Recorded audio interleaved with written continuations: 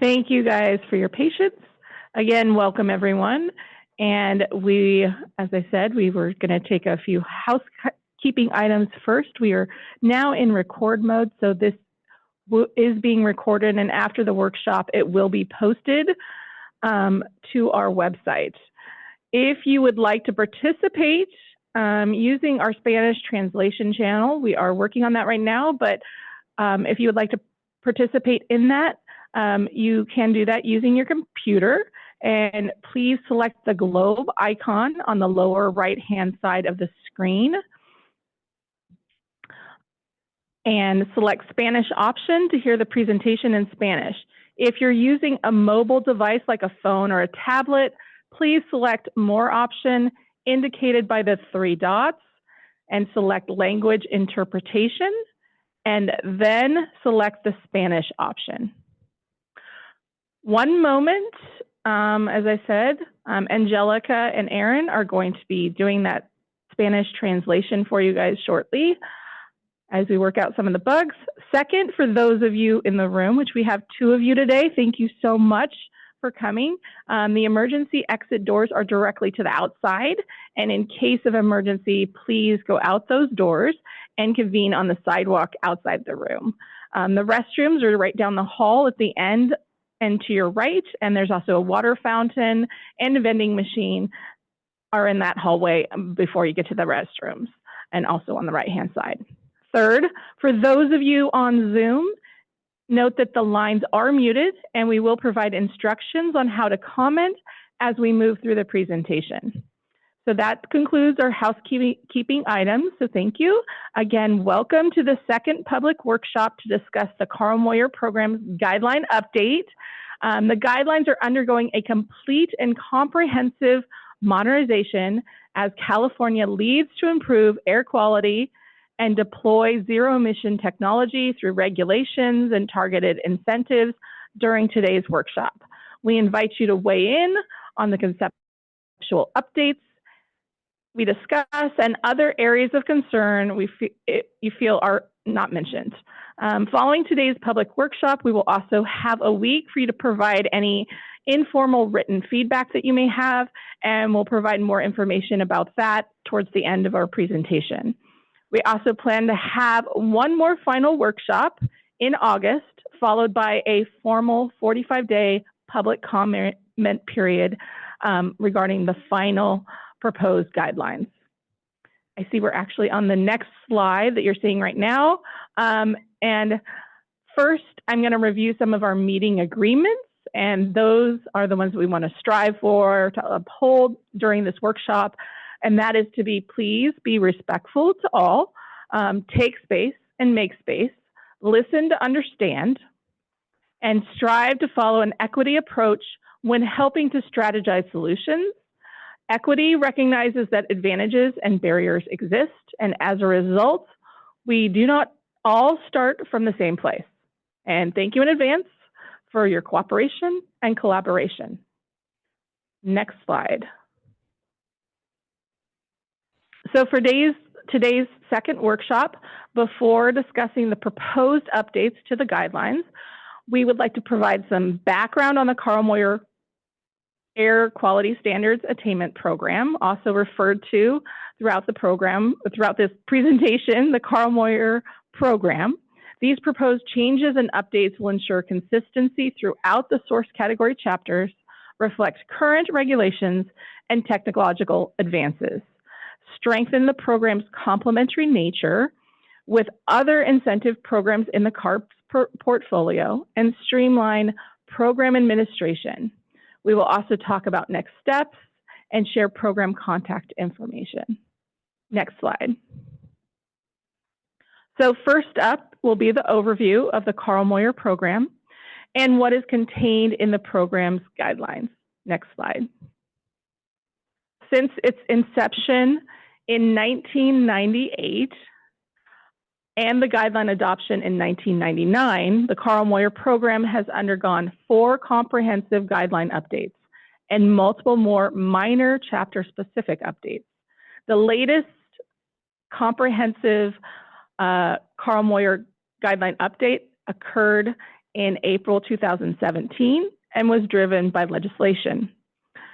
As we celebrate 25 successful years of the CARB Moyer program, we're taking the opportunity to update, modernize, streamline, and provide alignment with our other incentive programs that benefit from each other's continued success. As the program has grown over the years, it still maintains the primary objective set in statute to obtain cost-effective and surplus emission reductions that are credible in the State Implementation Plan, also referred to as SIP. This means that the emission reductions from these projects must be surplus to any regulation or rule. They must be permanent, quantifiable, and enforceable. Setting policies and administering the CARB Moyer program is a partnership. The air districts implementing the program ensure that the projects meet the required criteria. And without that collaboration between CARB and the state's 35 air districts, we would not have been able to successfully provide over $1 billion in incentive funding since its inception. Next slide, please. The CARB Moyer program guidelines are currently organized in 10 chapters, followed by appendices A through E. Each chapter is dedicated to a specific topic or category. In preparing the guidelines update to be taken to the board in October of 2024, each of these chapters will be revisited and updated where needed, as the industry and regulatory landscape has changed since 2017. Throughout the process, CARB staff and districts will be working closely together with public input to identify the areas for updates for each chapter in an organized, collaborative manner. Next slide, please. Additionally, we have a volume 2 of the CARB Moyer program guidelines, and they contain standalone programs with their own set of guidelines. Within them, there are 2 voucher incentive programs, also referred to as VIP, and they are the VIP on-road and the VIP off-road programs. And along with that, we have the agricultural assistance program. The latter of the 2, the off-road VIP program and the agricultural assistance program, will have no proposed changes during this update. Next slide, please. As mentioned, the CARB Moyer program guidelines underwent a statutory-driven comprehensive update in 2017. Since then, new technologies have come into the market. The state has announced new targets, ambitions, and regulations. The CARB's incentive portfolio has grown. We are actively gathering information and re-examining the current guidelines to better meet the needs of implementing our air districts and collective stakeholders. We are striving to provide more consistency throughout these source category chapters, modernize the guidelines to reflect current regulations, update program administration requirements to streamline the program, and ensure that the advances in technology like zero emission are eligible for funding, and in general, increase transparency and clarity so that the guidelines are more user-friendly. We're in the process of updating the guidelines to complement other incentive program guidelines where feasible to streamline administration and increase transparency and clarity. Additionally, each chapter will have a similar look, making them self-contained, easy to navigate, with tables of contents, acronyms, definitions, and reference sections. The feedback and the comments that we received today will assist us as we familiarize the drafts that will be distributed to the public at a later date this summer. Next slide, please. Before diving into the individual chapters, we wanted to highlight some overarching proposed conceptual program changes. Off-road agricultural projects will point to the funding agricultural replacement measures for emission reductions, otherwise referred to as farmer guidelines. And this will be to streamline those administration burden that has happened with agricultural projects and to increase that transparency and clarity that they need. Across all categories, flexibilities will occur in destruction timelines, such as an overall 120-day dismantling requirement with varying milestones for the source category chapters. We're also looking at a 15% reduction removal, except with the exception of on-road. A 1-year minimum project life, ensuring 1-year surplus, updating emission calculations, load factors, and grant amounts to align with updates in inventories and current market conditions. We're also looking at flexibilities to further support zero emission replacement. That is an up to 6-month destruction delay, allowing lease to own, and expanding eligible costs on taxes, insurance, and warranty across all categories. We also want to remind everyone that we welcome and encourage your feedback on all of the proposed concepts that we discussed today, and we are still in the early stages of our process, and nothing is final at this point. Next slide. And now we're just going to take a brief 5-minute break and let people stretch before we go on to our chapter categories. Hello, everyone, and welcome back from our quick 5-minute breaks. Everyone's stretched, and we're ready to proceed. My name is Talina Vo, and I will be presenting the next slides. Please, next slide. Thank you.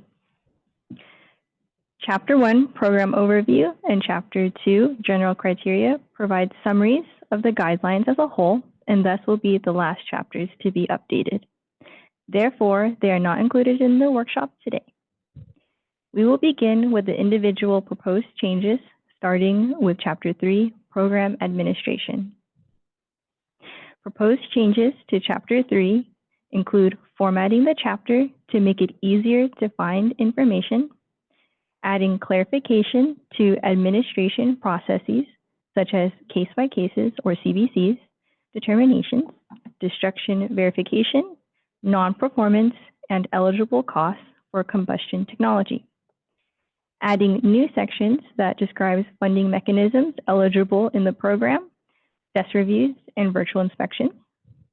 Updating funding allocation timelines and incorporation of practices that are already accepted and performed, such as e-signature, electronic record keeping, and virtual inspections.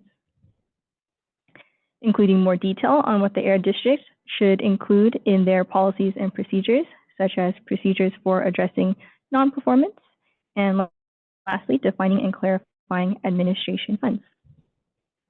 Next slide, please. Additionally, in Chapter 3, we are proposing to extend the time to expend funds under contract with air districts and grantees, while also adding clarification for the terms liquidation and return of funds.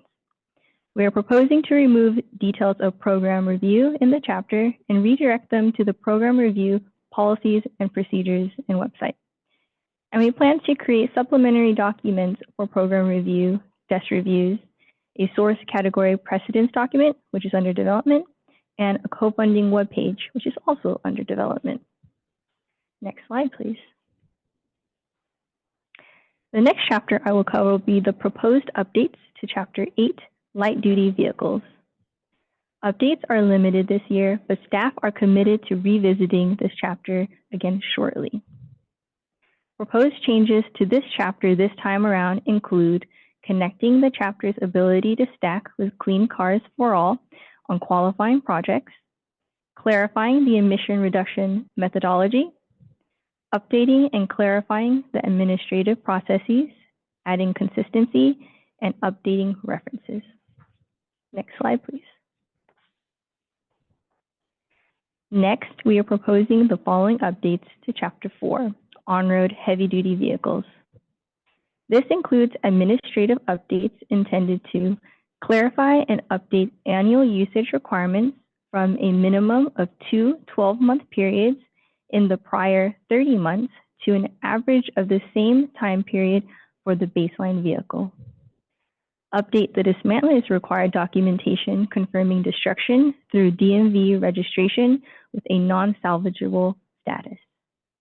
Include new legislation and regulations applicability to eligibility, such as surplus and criteria and compliance requirements. These include AB 794 and AB 2737 regarding compliance with labor law for drayage and short-haul heavy-duty vehicles, zero-emission powertrain certification, or ZEP Cert, Advanced Clean Fleets Regulation, or ACF, the Clean Truck Check Program, Heavy-Duty Omnibus Regulation and Amendments, as well as AB 579, which calls for 100% zero-emission school buses by 2035, zero-emission airport shuttle regulation, and Transport Refrigeration Unit, or TRU, regulation and amendments. We are also proposing updates to further support zero-emission heavy-duty on-road vehicle projects. These include creating a funding cap for zero-emission transit bus projects that won't have Federal Transit Administration funding, ZEP certification and updates to Moyer warranty requirements in alignment with ZEP certification warranty requirements, and clarifying that CARB's zero-emission exemption conversion executive order certify converted vehicles, which may be eligible as conversion and new replacement projects. Next slide, please. In addition to allowing lease-to-own projects, as mentioned earlier in this presentation, other updates to address equity for small fleets and small businesses include updating and aligning fleet size considerations with ACF and the Clean Truck and Bus Voucher Program, known as HVIP, for easier stacking, and allowing minimum annual usage in the contract for small fleets without usage records. The dealership requirements section will focus on qualifications for participation by non-contracted dealerships or other participating third parties. If air districts elect to enter into agreements or MOUs with dealerships or other third parties for services related to the project, such as delivery of the replacement vehicle, storing a vehicle, delivery of the baseline vehicle to dismantler, or inspections, we are proposing these following requirements apply to ensure the integrity of the program. Air District may help applicants complete the application if needed, either direct or indirectly through an agreement or MOU authorized third party. Ensure the destruction timeline of the baseline vehicle is met, and potential additional flexibility for zero-emission projects or dismantler requested extensions. We are also proposing to streamline implementation processes and clarify eligibility criteria that can reduce the need for CBCs.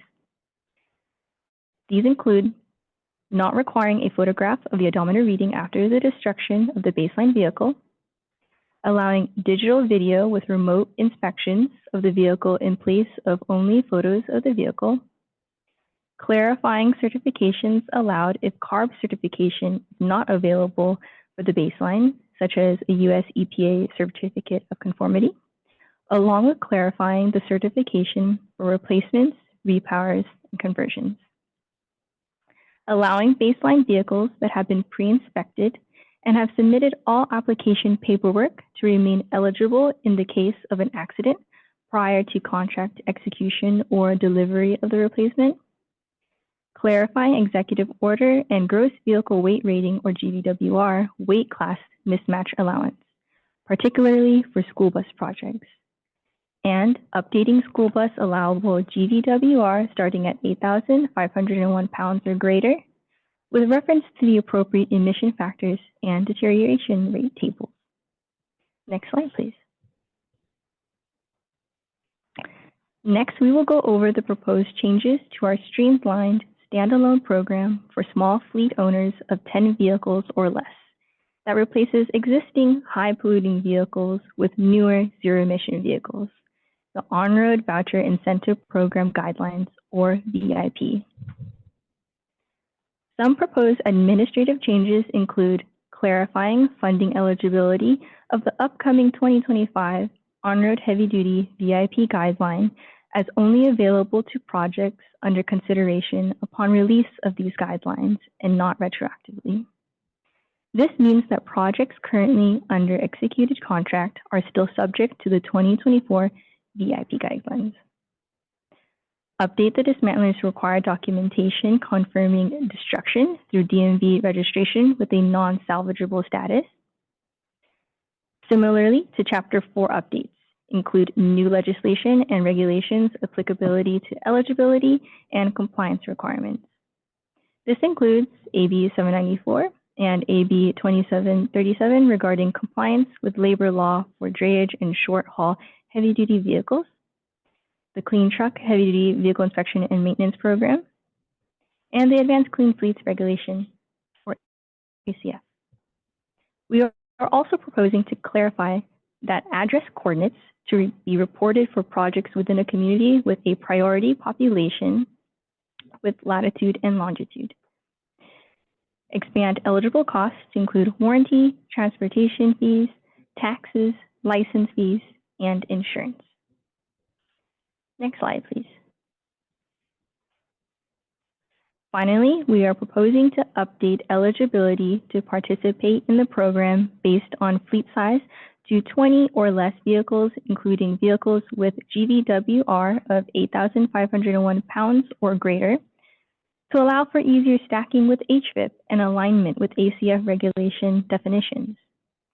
The funding amounts available will be for heavy-duty vehicles of 14,001 pounds or more GVWR, with the maximum number of replacement trucks that can be funded to be no more than 10 heavy-duty trucks. We will continue to clarify available resources from CARB to perform fleet size checks as a compliance tool. We are proposing updates that further support zero-emission heavy-duty on-road vehicle projects, such as ZEP certification and warranty requirements. These robust zero-emission clarification and warranty requirements would provide greater protection for all stakeholders. And as we talked about when reviewing proposed changes in the administrative chapter, we are also proposing scrappage delays. Next slide, please. Okay, now we will pause here to get into public comment, feedback, and questions. Next slide, please. All right, we've opened the floor for open discussion. First, we will take questions in the room, while those of you on Zoom queue up. If you have a comment or question through Zoom, please follow the instructions on the screen and either type your questions into the Q&A box or raise your hand. For those in person here, please raise your hand and you will be given a mic. Please state your name and affiliation before asking a question or making a comment. As we mentioned earlier in this workshop, please be respectful, take space and make space, and listen to understand. We will open up to the room now. Okay.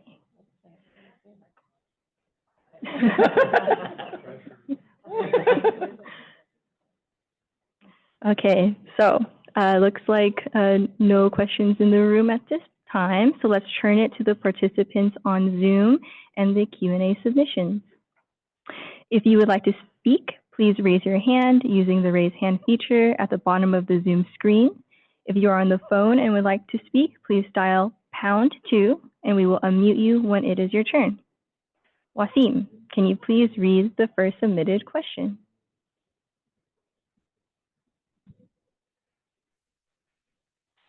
Good afternoon, everyone. My name is Wasim Ali. I'm an air resource engineer, so I'll be help moderating the questions. For the folks that are attending, the participants, will ask is everyone to raise their hand, and I will ask you to unmute yourself, and then please state your name and affiliation after you are unmuted, and ask your question. First person will be Nick. Let me unmute you first.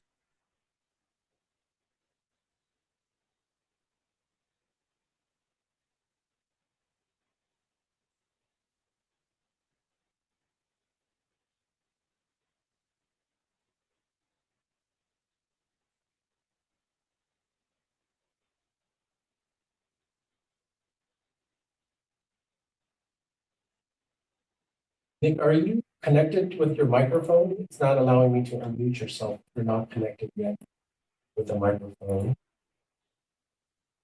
If you don't have microphone capabilities, please go ahead and type your question into the chat, and then we'll ask that question for you.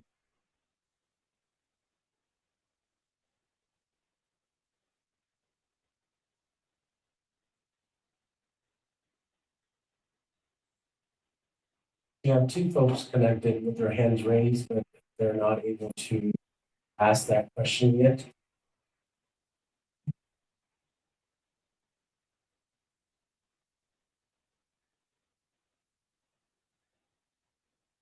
Richard, as well, did you want to type in your question to the chat? I can ask that question for you. Right now, it does not show, Zoom does not show that you have the ability to ask that question through Zoom.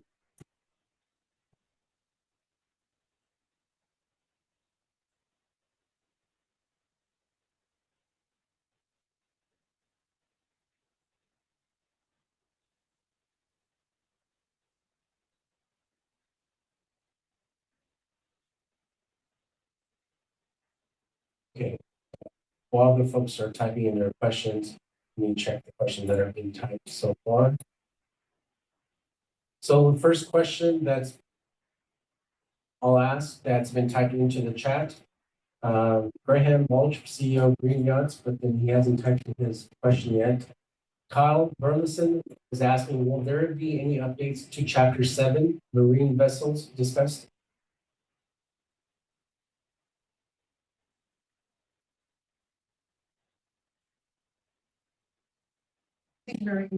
Marianne is the point of contact for Marie. She's there. Okay. Panelists, are you going to answer? Yes. So we do have updates coming to the marine chapter. We do have a slide coming up on that. If you'd like to wait for that slide, and then I can answer any follow-up questions on that. If we have anything after you see our slides specific to marine. Does that work out okay? Does he have speaking abilities or no? No? Okay. Is that okay with the team? Okay. All right. Thank you. And let me read the next question, and then we'll come back to the folks that raised their hand. Nick is also asking, what is the fleet size cap limitation that the CARB Moyer program is exploring? And he's specifically asking for on-road and heavy-duty trucks.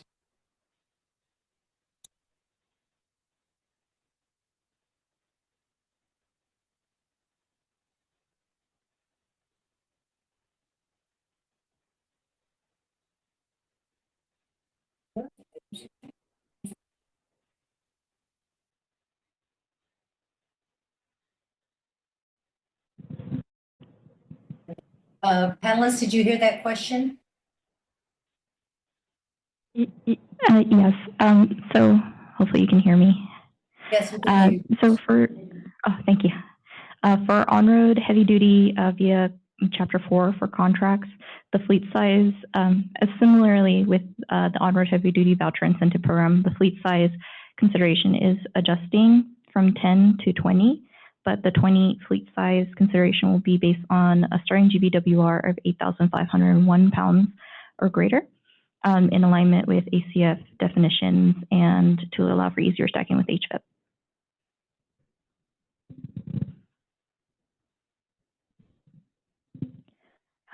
Is that the entirety of the question, Wasim?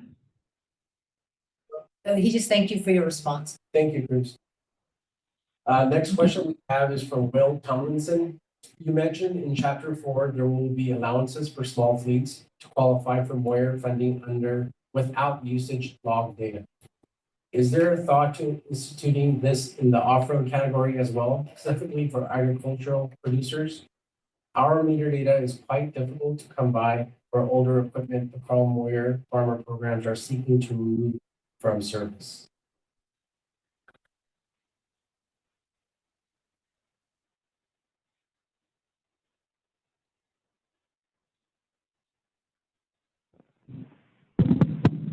Hello, Will. Hi, Will.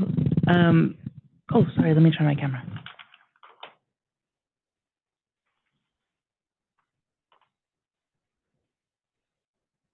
Hi, Will. We will be having an off-road section of this presentation soon. So if you'd like, we can talk about that there. However, ag equipment will be going to, we'll be referring to the farmer guideline, but we will be covering that shortly. So if you'd like, we can come back to this question after that. Thank you.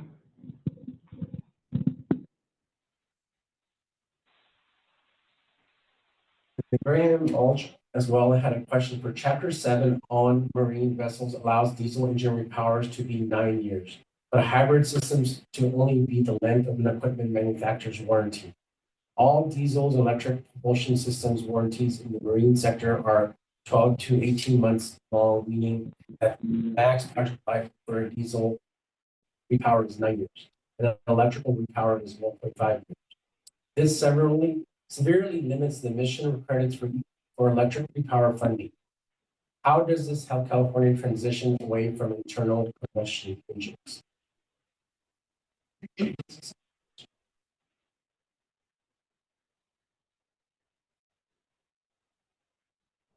Thank you for the questions on, sorry, my camera's not working right now.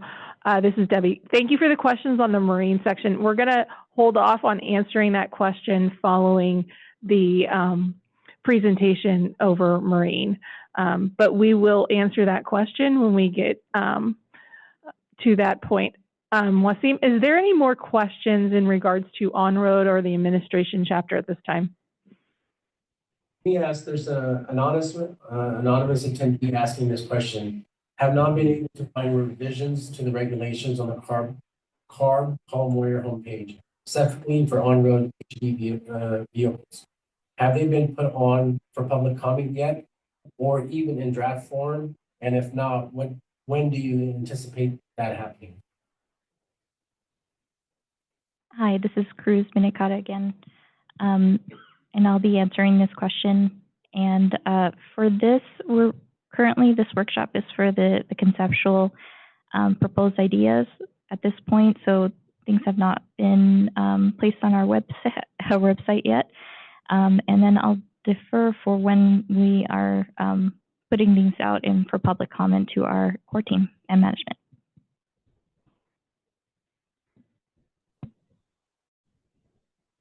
Thank you, Cruz. And Richard, I know you still have your hand raised and I have not seen your question typed. I'm not unable to mute you to allow you the ability to ask your question through Zoom. So please, if you still have a question, type it into the chat and when we get to the next session, I still can ask your question for you.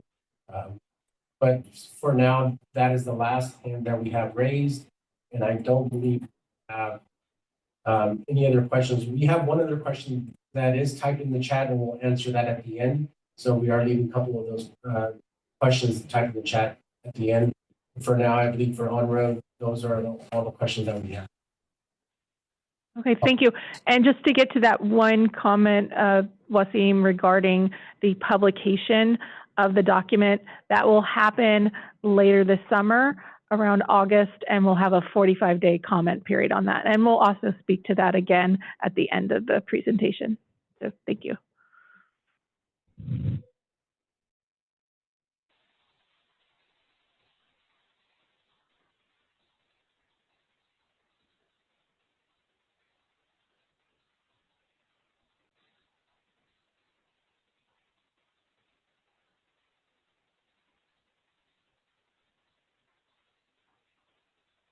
Hi, this is Cruz Minicata again for Paul Moyer on-road heavy-duty vehicles.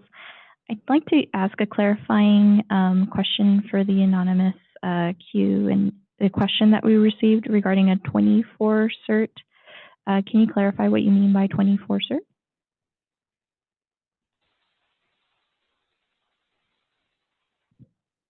Oh, okay. Sorry, I just noticed that you probably can't hear me. So I asked for a clarifying, I just asked for some clarification regarding what 24 cert means in the question. Will Carl Moyer funding still be available for CARB 24 cert nat gas engines? And while I'm waiting for that, oh, okay, looks like we.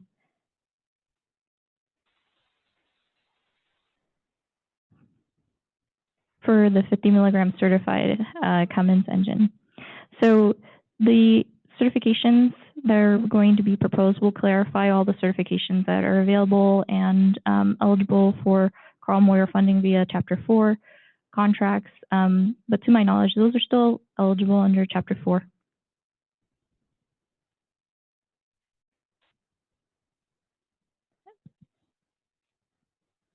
Okay, thank you, and I'll pass it back.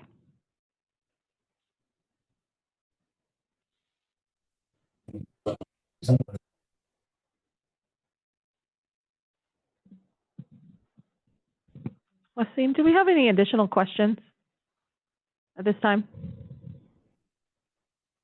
Yes, Debbie. So Richard did type his question in, and his question was, why would dismantle needs be delayed?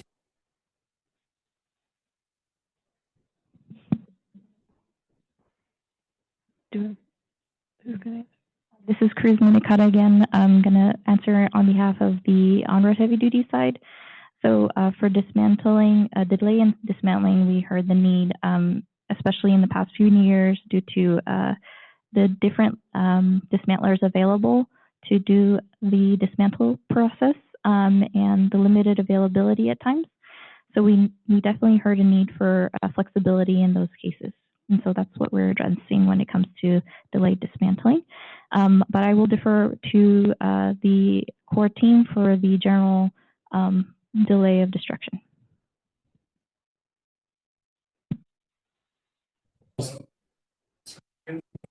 Thank you. Thank you, Cruz. As was mentioned early on in the admin chapter, there will be an overarching dismantle delay for zero emission technology. That is to allow those who are taking on zero technology additional time to be accustomed to their equipment. This is a request that's been made for us, and that is to assist as districts have requested. Also, there will be an extension as in the administration chapter, also for combustion engine, and that is also just to help out the districts when they're dismantling those equipment and there may be issues or delays because of the salvage yards that they're working with, or just having may not be as close as needed. But those are some of the things that we're trying to help the districts and also just to help the users of the equipment as we move forward to more zero-based technology. With that, it has been 10 minutes. We did have a 5-minute break, but with that, I think we can answer this one last question and just shorten that break and then move on to our off-road chapter because we did have a lot of questions on the off-road. So we want to move to those. But with that, can we get to the last few questions that we have, Wasim, and our team can cover those and then we'll move on to off-road. Everyone's okay with that? Okay. Thank you, Debbie. So one of the questions that came in, the question is, I have a question on table 8.3a, retired vehicle emission reductions, CY 2023. How are the pre-1980 Moyer year calculations different from the 1980 Moyer year calculations? Is an update to the calculations expected as part of this effort?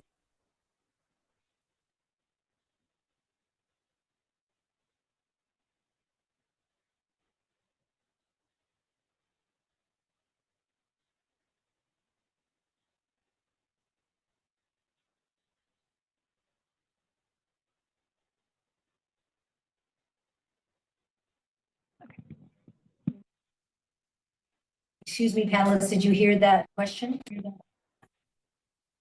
Hello, this is James. Just to answer the last question regarding the table 8-3A, we were definitely working on this right now, and we will have this updated table available, I would say, by the end of the final workshop. All right. Yeah, we're still working on this updating for this chapter 8 tables, and you were expecting us to update from this year to the future 3 years. Yeah. Mhm.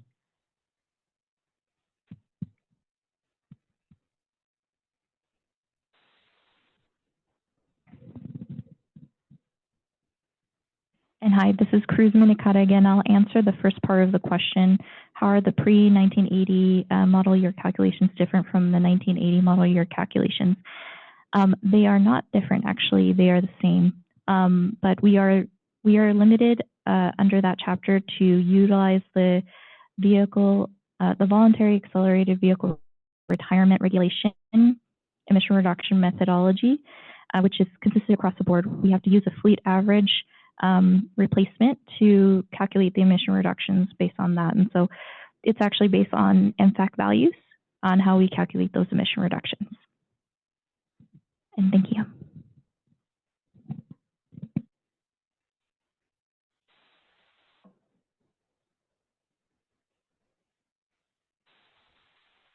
Any additional questions? Wasim? The anonymous attendee has asked, why are the current ROG factors for pre-1980 more than the 1980 when the factors are generally decreasing? I just want to thank you for that question. And as we, is Cruz going to answer? Is that you?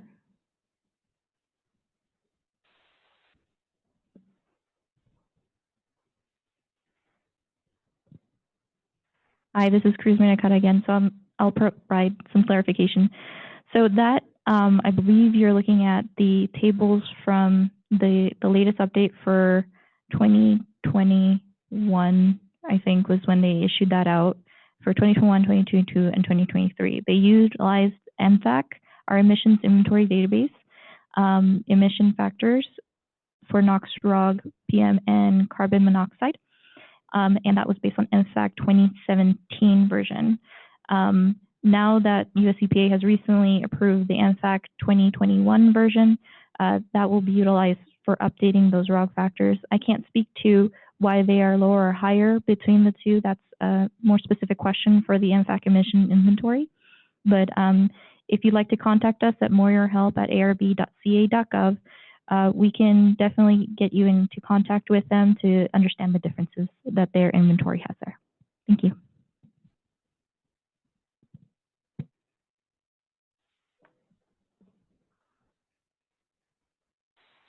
Thank you. Please put any other questions typed right now.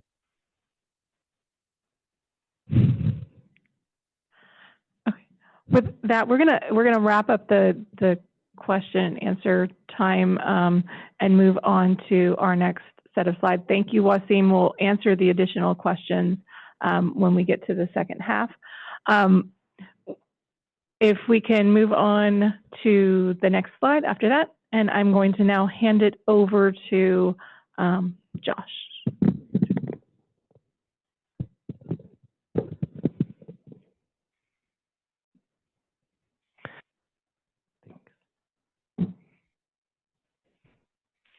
Hi, everybody, and thank you. Welcome to the second half of the presentation. I'll be going over the various off-road categories, starting with Moyer Off-Road Chapter 5, which focuses on off-road equipment specifically. As mentioned earlier, Moyer will now point to the farmer guidelines for Moyer-eligible off-road agricultural projects. Moyer Chapter 5 will now focus solely on Moyer-eligible non-agricultural projects. The minimum horsepower requirement will be removed, so engines less than 25 horsepower will now be eligible under Chapter 5. However, lawn and garden equipment will still be exclusive to Chapter 9 and not eligible through Chapter 5. Going forward, eligible replacement project engines must be Tier 4 final or cleaner, and family emissions limit engines, or FEL engines, above standard will not be eligible for funding. For zero-emission projects, a new eligible cost for a 3-year or 6,500 hours extended warranty will be available. And lastly, zero-emission transport refrigeration units, or TRUs, and zero-emission utility terrain vehicles, or UTVs, will be eligible through Chapter 5. Next slide.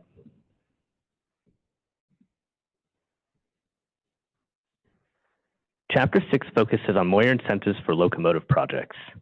proposed changes to this chapter include adding retrofits and conversions of eligible project types, allowing for 2-for-1 projects, meaning projects where 2 engines are replaced by a single engine or 2 pieces of equipment are replaced by a single piece of equipment. And the last change will be that the requirements regarding engine destruction will be further clarified. Next slide.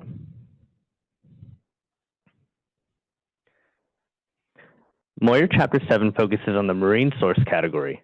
This chapter was recently updated, but there are still a few new proposed changes on the horizon.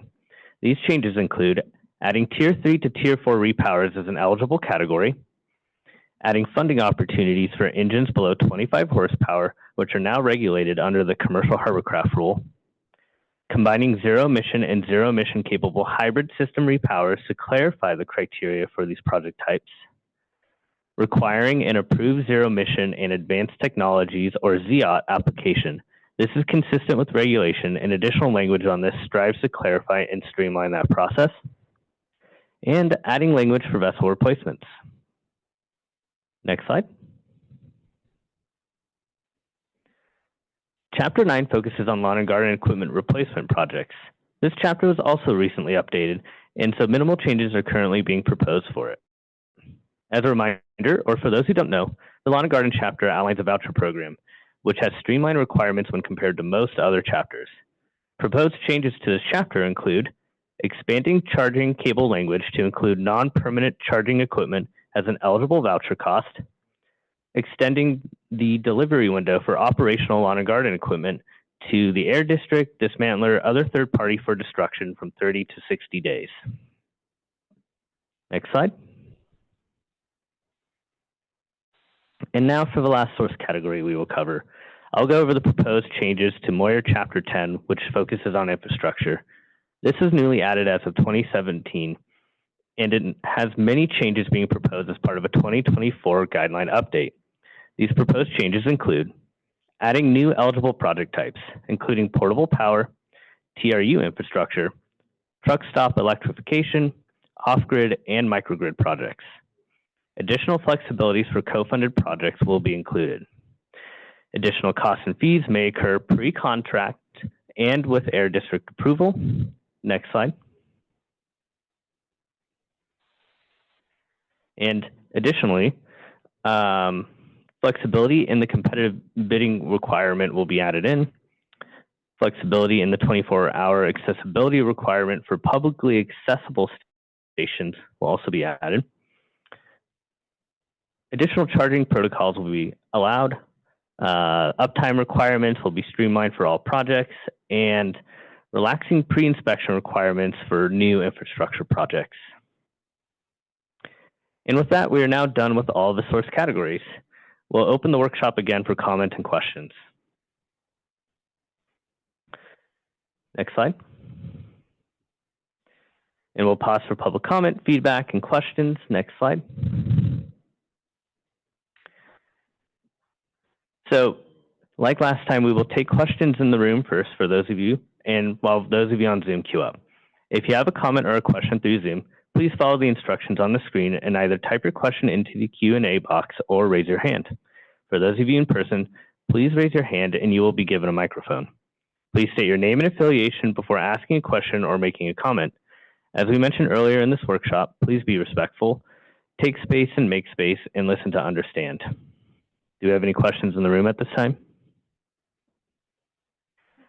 No questions in the room at this time, so let's turn it to the participants on Zoom and the Q&A submissions. If you'd like to speak, please raise your hand and using the raise hand feature at the bottom of the Zoom screen. If you're on the phone and would like to speak, please dial #2 and we will unmute you when it is your turn. Wasim, can you go through the questions online, please?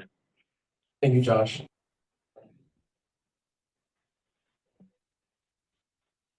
Nick Chapley and this is Hamilton. I'm not seeing the ability to have him speak. So if you can type his question in the chat, you can do that. You know, for now, I will read the question that have been typed in the chat. First question, again, an anonymous attendee, and he's talking about table 81A, pre-1978 raw is 210.6, and 1978 is 128, but in table 8.2a, the pre-1979 is 126, and the 1979 is 123.7.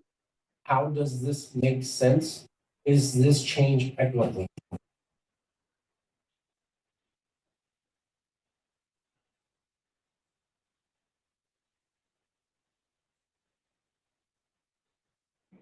Thank you, Wasim. We heard the question.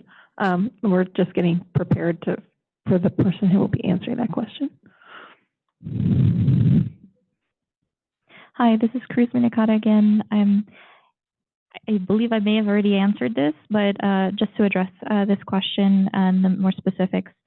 Yes, thank you for your question and your comment regarding equity. We definitely are interested in hearing more from you. I do suggest contacting us with your more specific questions at moyerhelp@arb.ca.gov. Again, like I said, the Chapter 8 or light duty chapter is based on our emissions inventory database. So the factors that are used dictate the emission reductions. So to get into the more specific questions that you have, we'd have to get into contact with them. So please send in your questions relevant to that, and then we'd like to discuss that further with you. Thank you. The next question that we have is from Lauren Dunlap. Can Tier 4 marine emission factors be provided with the new guideline version? Thank you for that question, Wasim. Hi, Lauren. My name is Miriam Sandoval. I am the Marine Source Category Lead. And to answer your question, we are working to update the Tier 4 marine emission factors, along with all load factors, emission factors associated with the commercial harbor craft and at-berth regulation. Thank you. Thank you, Miriam.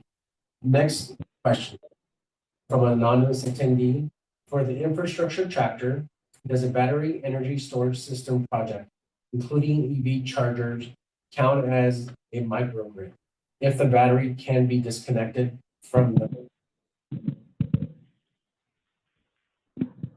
Good afternoon, everyone. This is Ken Bhatti. I'm the lead staff over the infrastructure category.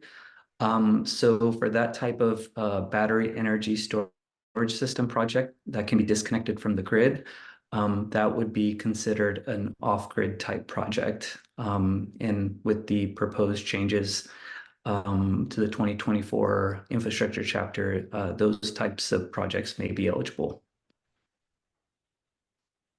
Thank you. Ken. Thank you, Ken. Next question that we have is from Greg, and he's asking, are terminal trucks eligible for funding under Chapter 5?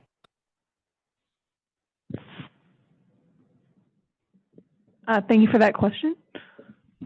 Vicki? Hi, Greg. Oh, hi, Greg. Yes, they are eligible under off-road Chapter 5.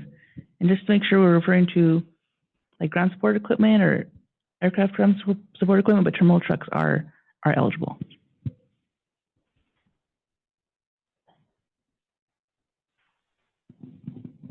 Next question that we have is from Nick again. Are there limitations for fleets receiving funding for ZEVs infrastructure charging? Hi, everyone. Ken again. So public and private fleets are eligible for funding in the Moyer program. And if there's any additional information I can provide, please ask that question. Thank you. Next question that we have is from Daniel Langley. Does the guideline update provide any clarity about how projects should approach calculations for the replacement of a single engine on off-road equipment with multiple motors? For example, forklifts. Also, will CBC still be required for all replacement to ZE equipment?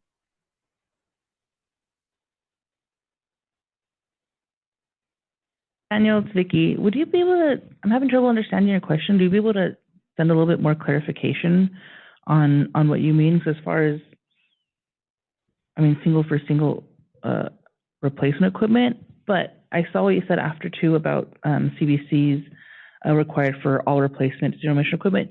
Yes. Well, CVCs may still be required. However, zero emission equipment that is on the core website does not require CVC.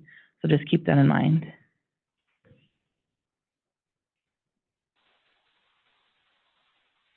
Thank you, Daniel. The next question that we have is from another anonymous attendee.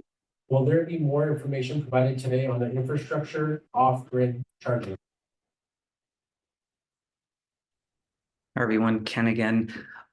So we will be providing more information on off-grid, microgrid, and the additional types of projects that are going to be eligible in the infrastructure category at future workshops and future events. Thank you. Next question we have is from Richard. And he's asking, is the lawn and garden replacement program for licensed commercial contractors only?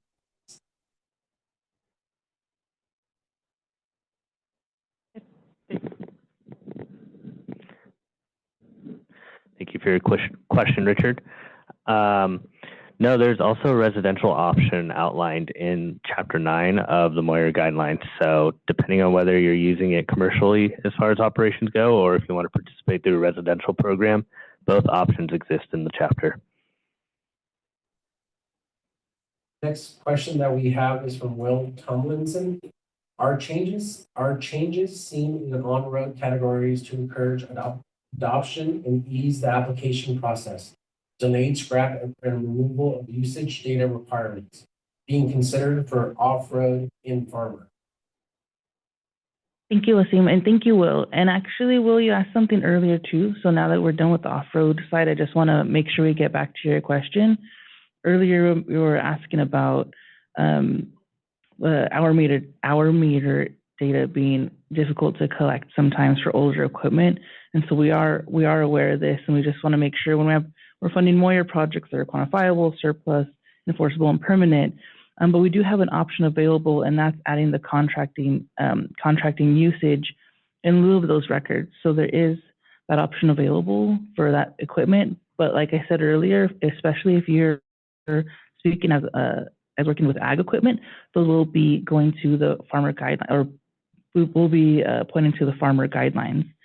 And then going on to your second question, just to make sure we don't miss that one either. Oh no. Okay, there it is. I see it. We are including different things in the off-road chapter to encourage adoption and ease the application process. Definitely. So I think it was briefly mentioned in the slides. There is going to be a delay for SCRAP 2 for zero emission projects. So we are encouraging zero emission equipment usage and inclusion, and so we are including things like that, like a delay in order to encourage this usage as well. But if you have any further questions, feel free to email us at Moyer Help email, and I can respond to you there too. The next question we had from an anonymous attendee, he had a question talking about the tables, but then in his last comment, he'd say he'll send more detailed questions regarding these calculations via email offline after this meeting. So thank you for that. The next question or comment that we have is from Daniel Langmaid, and he's talking about zero emission forklifts have two motors, one for propulsion and one for lifting. ICE forklifts have one engine. I believe that's just a comment, but anyone on the panelists want to add anything to that?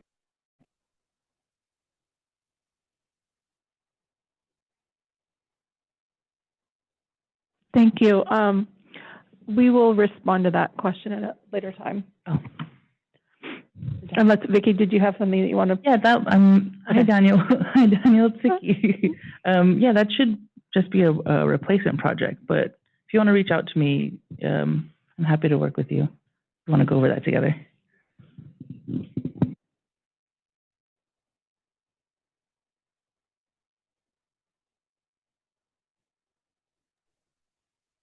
The next question that we have is from Nick again, and he's asking, expanding on my previous question, is there any limitation to the fleets receiving funding for ZEV charging infrastructure if they are ACF regulation? And can they stack front with CEC incentives? Hi, Nick. Thank you for that question. Please go ahead and contact us via the Moyer Help email, moyerhelp@arb.ca.gov, and we can go ahead and provide additional information at that time. Thank you.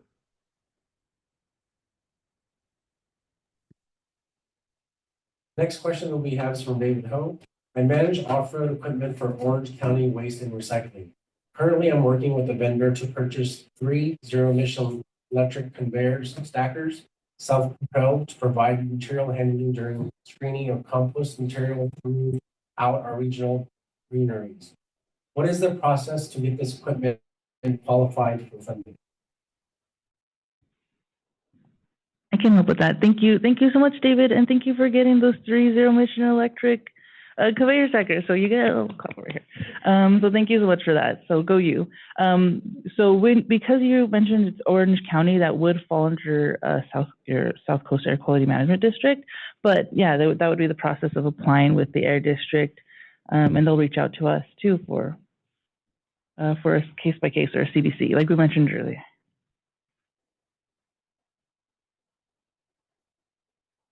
Thank you so much, and good job.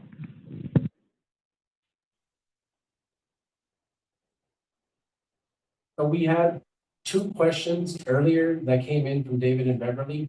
The panelists, do you want to answer those questions now or save those for the end?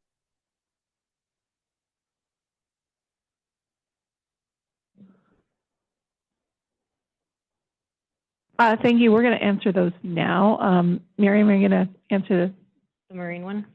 Yes, please. Hi, Graham. It's nice to hear from you. As you know, Moyer is hoping and striving to, get more hybrid and zero-emission marine vessels out there. So we are working on updating eligible costs and warranty requirements for hybrid and zero-emission. I do appreciate all your knowledge, so this would be an opportunity for you to reach out to us at moyerhelp@arb.ca.gov to get us that information, to get us that data that we desperately need to be able to see other eligible costs we could add on there or that is needed.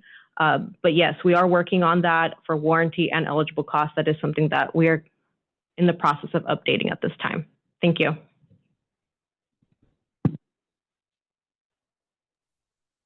Thank you, team. And the other 2 questions we had, one was from Beverly, and her question was, why is this meeting now listed on the CARB website calendar?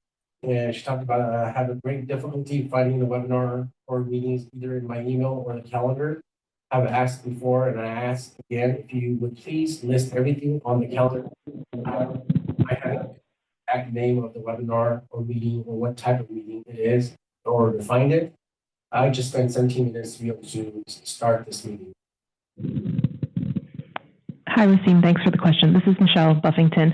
I just wanted to apologize. We realized that we did not post this onto the CARB meeting website. We will be doing that in the future. We do hope that if Beverly is interested or anyone is interested, that they do sign up to be on the Gov delivery list. What we did announce there. And again, apologies, in the future, we will make sure that this is on the CARB calendar. Thank you. And the last question that I have in the chat that's remained, can you provide an example of an equity approach that has been used in the past?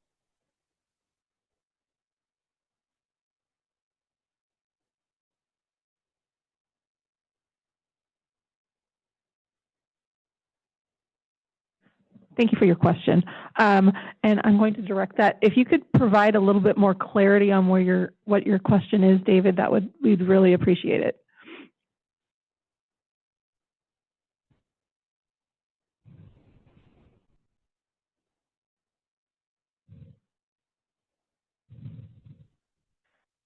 David, if you have the ability to raise your hand, and if you are connected to a microphone, we can unmute you so you can ask your question in detail.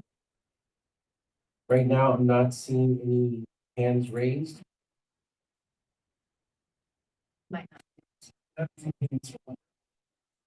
So he may not be on at that time. Okay, we'll reach out to David later after this call, after this workshop. Thank you. Are there any additional questions? Just one, is this meeting sent to us via email from Christian? I will be going over those shortly, Christian. I do have a slide that I'm going to show you the various email addresses and contact information for us. But if there's any additional questions, we can still go through those before we begin to wrap up our workshop.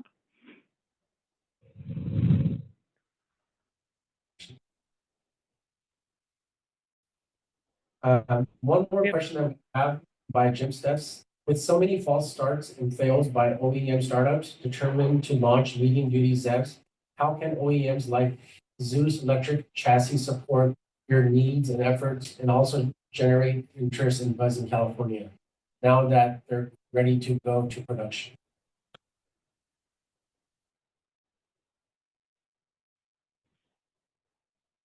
Thank you. We're going to turn that over to one of our on-road staff in just a moment.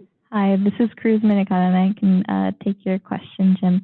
Thank you for that question. We appreciate wanting to support the efforts of zero emission, and medium duty is a different category that we are exploring. So we appreciate any information that you can share via moyerhelp@arb.ca.gov about what you're seeing as well. But we can also probably get you in touch with the certification at our agency, as anything that needs to be funded through Moyer has to be CARB certified. So that's what you saw earlier in our presentation slides, that we're clarifying what constitutes a certification, including a conversion, executive order, or a standard executive order for a zero emission powertrain. So I do invite you to reach out to us at moyerhelp@arb.ca.gov. Just to tell us a little bit about what you're seeing, and then also to help you get connected on how to apply for certification. Thank you, and I hope that helps.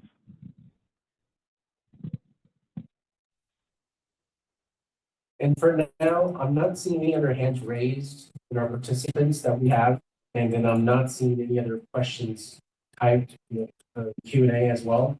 So Debbie, I'm going to pass this back to you.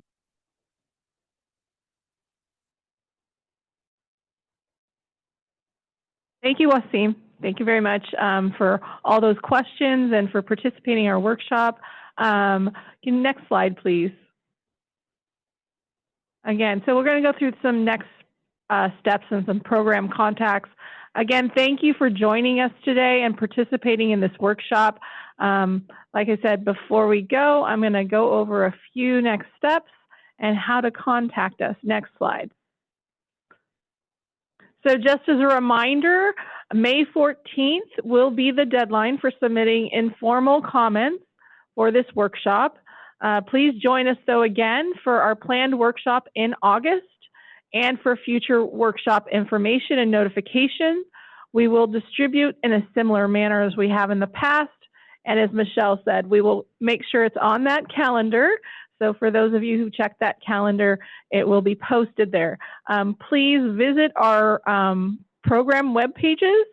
So like I said, there's other current meetings, and upcoming information is also put on there.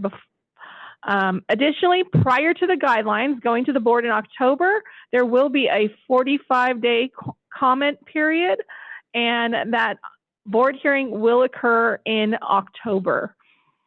Next slide, please. If you wish to continue to participate in the upcoming public process, you can visit our Carl Moyer Program website listed on the slide right now, and subscribe to bulletins that were sent out via email. Or you can contact me with any questions that you may have from today. Or you can use our new program email address, and that is moyerhelp@arb.ca.gov. Then also, like I said, be sure to check out our website. It's full of information regarding our program and current and past guideline versions, along with our program statistics and other resources. And lastly, you can subscribe to receive updates and news via the Gov delivery. Something's showing on the screen, so they can't see it. Okay. where you'll be able to receive announcements when the next workshop is and is scheduled, and to subscribe to have this link and email your address and subscribe to your preferred topics for Carl Moyer and other related incentive programs. Next slide. And with that, that concludes our workshop for today. Thank you very much for joining us and participating. Again, if you have any more questions for us, please be sure to email us via moyerhelp@arb.ca.gov. Thank you guys. Thank you so much.